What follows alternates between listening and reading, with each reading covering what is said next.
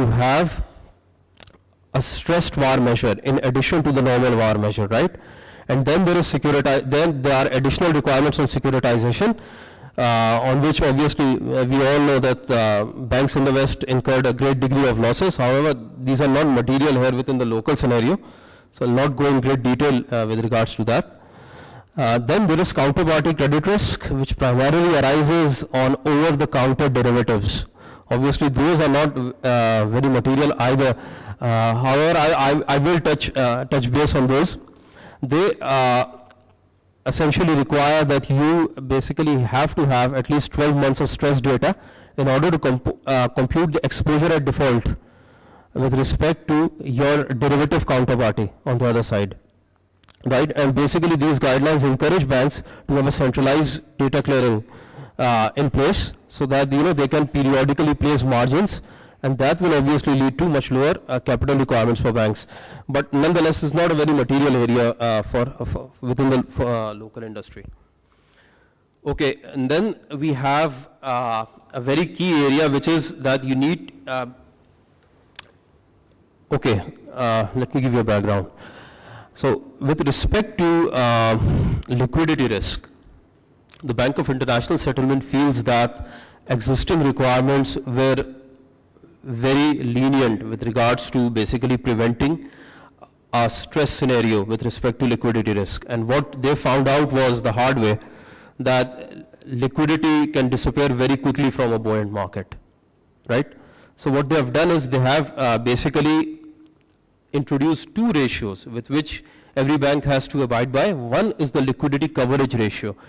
Liquidity coverage ratio essentially requires a bank to keep sufficient liquid assets against 30-day outflow in a stressful situation, right? So what the BIS has done is it has laid down certain percentages for stable and non-stable deposits, right? Through which you can compute, a bank is required to compute the amount of cash outflow which may occur in a crisis situation over a period of 30 days.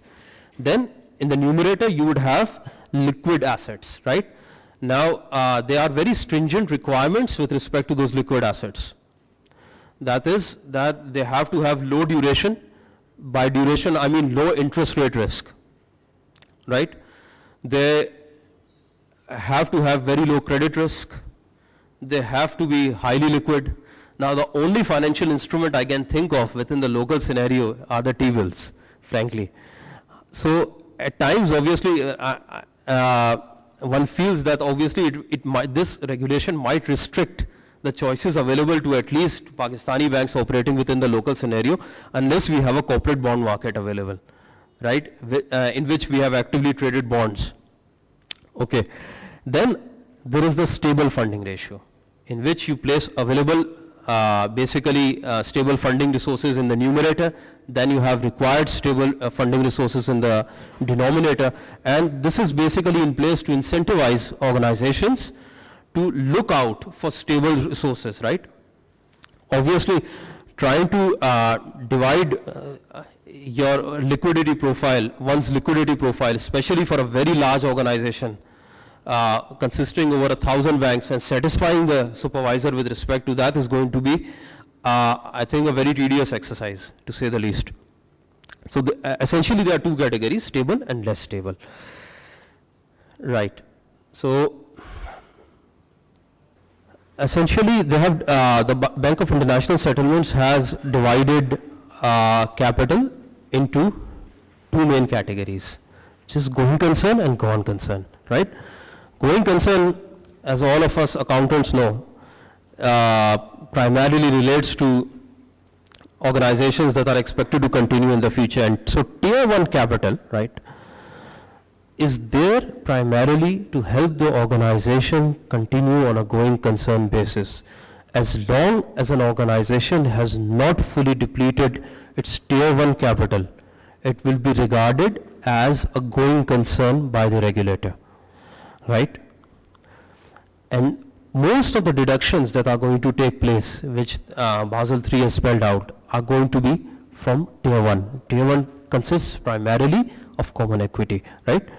On the other hand, tier 2, which is perhaps obviously of not of such quality as tier 1, right? Subordinated debt, etc., more than 5 years, right? They are primarily, that is going to be primarily there to take care of the gone concern basis, which is the point at which the supervisor feels the entity is no longer allowed to exist. But obviously, even when the regulator puts on the brakes, right, as we have seen in the West, then there are going to be additional claimants, additional expenses being booked in the financial statements, because at times, organizations which are in trouble don't necessarily basically accrue all the necessary expenses and losses, right? So obviously, tier 2 is there to absorb those losses as well. Now, tier 3 is not going to be there anymore to take care of market risk.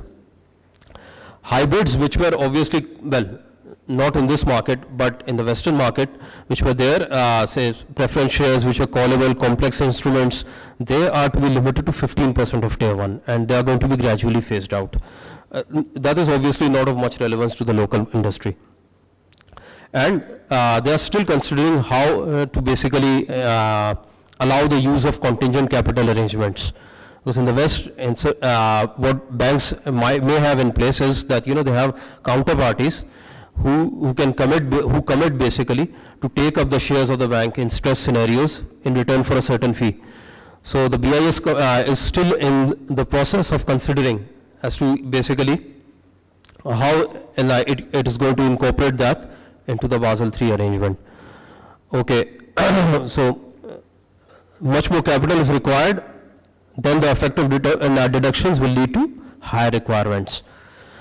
Okay, now this is not primarily pertaining to the Pakistani bank industry, but this is how European banks have basically shown as to what their tier 1 position would be. So previously they had 654 billion of tier 1 capital in place, certain key organizations.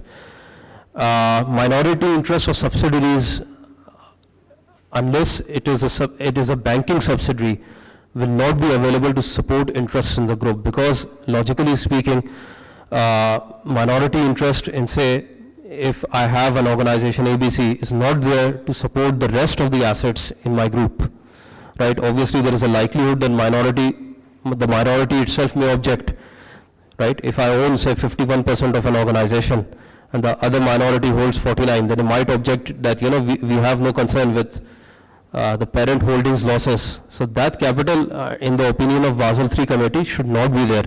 I'll not go through each and every one of this, but say deferred tax assets. Now what the regulator feels is that, if there are carry forward losses, right, and the bank is in the process of liquidation, obviously then they might not come into much of a use, right? So they want a direct deduction against that. Obviously, essentially no deferred tax assets were allowed. But banks in the G20 economies raised a lot of hue and cry, and then they relented, and now there is a 10% cap of tier 1 on temporary timing differences, obviously, which we have on our fixed assets, etc. And apart from that, if we say we have deferred tax assets on, say, prepaid items, something that you pay in advance, etc., that will attract a sovereign rating and will be risk weighted at 0, right? Another important aspect is the defined benefit pension assets, right? See, the structure is that the IFRS essentially require that, these assets need to be beyond the limit of even a depositor, because in order to even qualify as pension assets, right? We've all gone through our IFRSs at some stage of time. So since if a bank is in liquidation, right, and the depositor can't have that asset to satisfy its liabilities, then there is no point to risk weight that, right? So then the Basel III committee, the BIS wants a direct deduction. Another aspect, obviously, the main industry concerns were minority interest and deferred tax assets, which minority interest has been relaxed to a certain extent. Okay, now going forward.